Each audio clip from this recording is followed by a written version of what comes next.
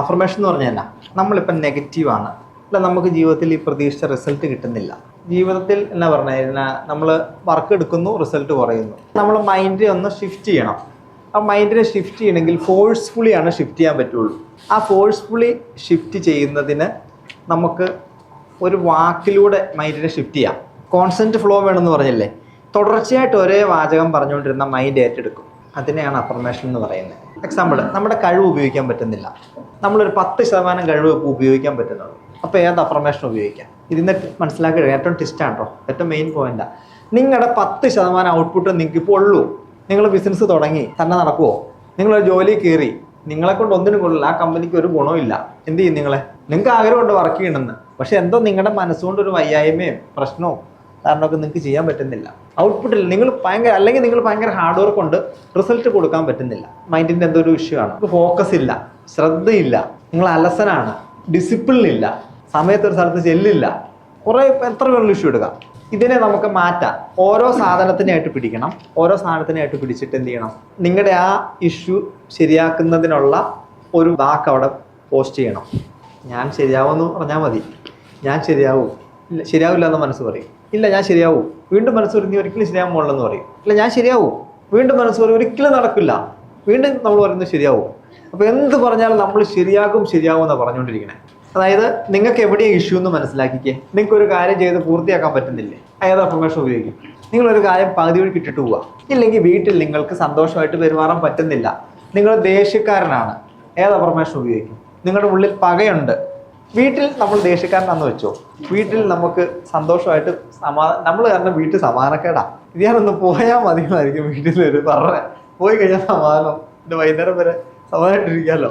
അത് മാറ്റാൻ തന്നെയുണ്ട്. എന്ത് അഫർമേഷൻ ഉപയോഗിക്കുന്നത്? ഇദ്ദേഹത്തിന് ദേഷ്യം മാറ്റണമെന്ന് അതിയായ ആഗ്രഹമുണ്ട്, പക്ഷെ വർഷങ്ങളായിട്ട് ഈ ദേഷ്യം ഇങ്ങനെ കിടന്നിട്ട് ഞാൻ എൻ്റെ ദേഷ്യത്തെ നിയന്ത്രിക്കുന്നു എന്ന് പറഞ്ഞാൽ ശരിയാണോ? അപ്പോൾ എന്ത് സംഭവിക്കും? കുറച്ച് നീണ്ടെന്നോർത്ത് കുഴപ്പമില്ല കേട്ടോ, ഷോർട്ട് ആൻഡ് സിമ്പിൾ ആയിരിക്കണം. പക്ഷെ നമുക്ക് ആ പ്രത്യേക കാര്യം ഉണ്ടെങ്കിൽ അത് ആ രീതിയിൽ പറയാം. അല്ല, വീട്ടിൽ ഞാൻ എല്ലാവരോടും സ്നേഹത്തോടെ പെരുമാറുന്നു, കൊടുക്കാം അത്രയും. വീട്ടിൽ നിന്നുള്ള സ്പെസിഫിക്കാണ്, സ്നേഹം ഇത് സ്പെസിഫിക്കാണ്, പെരുമാറുന്നു സ്പെസിഫിക്കാണ്. നമ്മൾ ചിന്തകൾ ഒരിക്കലും പടരാൻ സമ്മതിക്കരുത്. അതായത് പടർന്നു പോകാൻ സമ്മതിക്കരുത്. ഒരു ചാനൽ കൂടെ വിടണം. നമുക്ക് ഈ കണ്ടിന്യൂസ് ടെൻസ് ഉപയോഗിക്കുന്ന എവിടെയാണെന്നറിയോ? ഒരു ചാൻസും ഇല്ല, ഒന്നുമില്ല നമ്മുടെ കയ്യിൽ. അപ്പം നമ്മൾ ആയിക്കൊണ്ടിരിക്കുന്നു, പണം എന്നിലേക്ക് വന്നുകൊണ്ടിരിക്കുന്നു, ഒന്നുമില്ല നമ്മുടെ കയ്യിൽ. നമ്മൾ കുറച്ച് സെറ്റായി, നാളെ എനിക്ക് 1 ലക്ഷം രൂപ വേണമെങ്കിൽ പണം വന്നിരിക്കുന്നു. ട്യൂൺ മാറി, നമ്മുടെ ആവശ്യത്തിൻ്റെ ട്യൂൺ മാറി. എന്താണ്? അവിടെ പണം വന്നുകൊണ്ടിരിക്കുന്നു. ആ സോഫ്റ്റ് ടച്ച് അല്ല വേണ്ടേ, അവിടെ എനിക്ക് പണം വേണം, എനിക്ക് കിട്ടിയേ പറ്റൂ. അല്ല, അവിടെ ഒരു സ്റ്റാൻഡായി. വലത് കൈ നിങ്ങൾ ഐസിൽ മുക്കി വെക്കുന്നതായിട്ട് കാണാം, ഇടത് കൈ ചൂടുവെള്ളത്തിൽ. വലത് കൈ ഐസിൽ, ഇടത് കൈ ചൂടുവെള്ളം. വലത് കൈ ഐസിൽ, ഇടത് കൈ ചൂടുവെള്ളം. വലത് കൈ തണുക്കുന്നു, തണുത്ത് മരയ്ക്കുന്നു,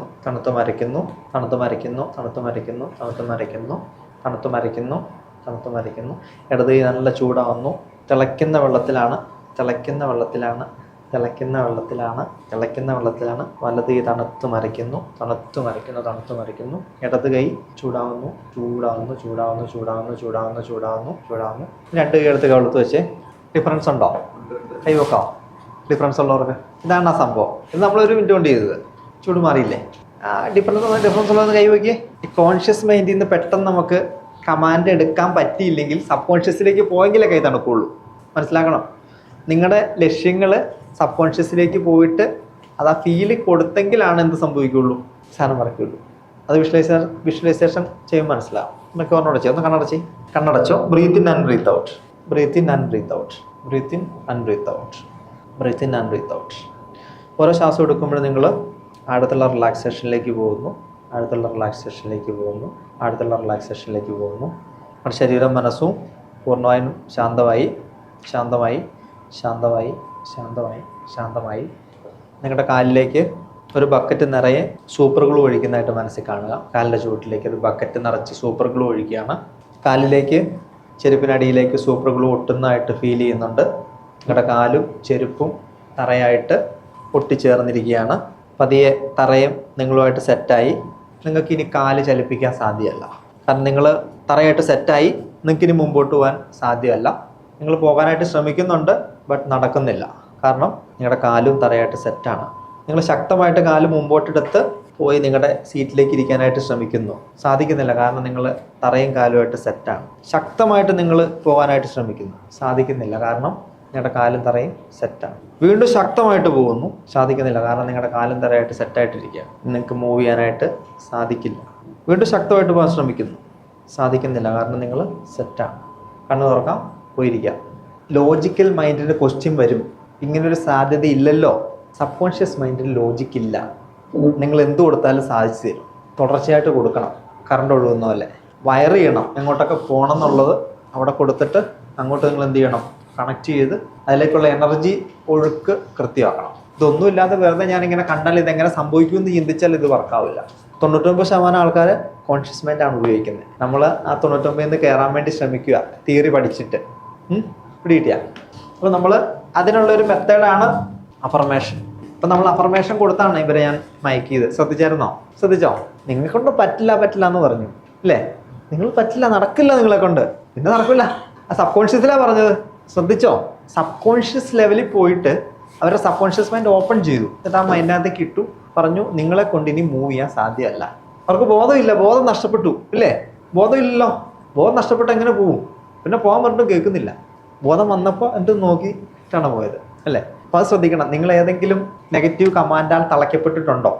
മുമ്പോട്ട് പോകാൻ പറ്റാതെ നെഗറ്റീവ് കമാൻഡാൽ നിങ്ങൾക്ക് കാല് പറിക്കാതെ എവിടെയെങ്കിലും നിങ്ങൾ സ്റ്റക്കായിട്ടിരിപ്പുണ്ടോ? സബ് കോൺഷ്യസ് ലെവലിൽ ഉണ്ടോ? ഇത് നിങ്ങൾ ശ്രമിക്കണ്ടേ? ഇങ്ങനെ എന്തോ കാര്യങ്ങളും നടക്കണില്ല.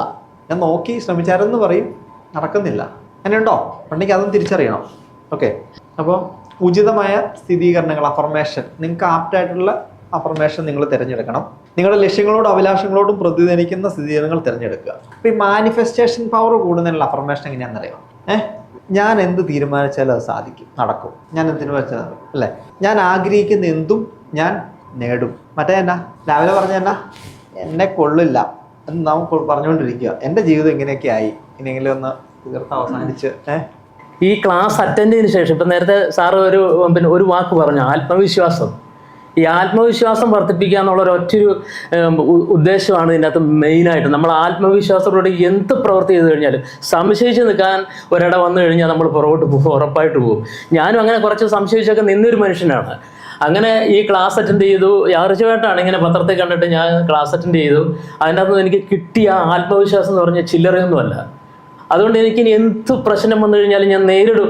എന്നെക്കൊണ്ട് ശാരീരികമായിട്ടൊക്കെ എനിക്ക് അത്ര ആരോഗ്യമൊന്നും ഇല്ലെന്നൊക്കെ പറഞ്ഞു കഴിഞ്ഞാലും മനസ്സുകൊണ്ട് ഞാൻ നേരിടും എന്നുള്ളൊരു നല്ലൊരു ആത്മധൈര്യമാണ്.